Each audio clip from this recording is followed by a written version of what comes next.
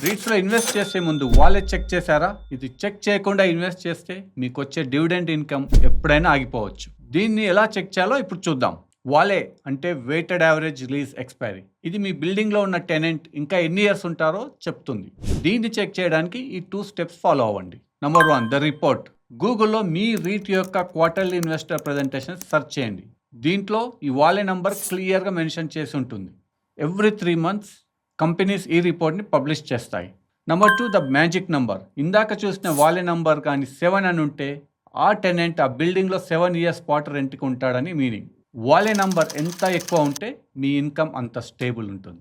ఇందులో మీకు టిక్ చెప్పనా, వాలే ఒకవేళ 3 ఇయర్స్ కంటే తక్కువ ఉంటే that property tenant is not stable. So high value ఉన్న రీట్స్ సేఫ్ ఇన్వెస్ట్మెంట్ అని చెప్పొచ్చు.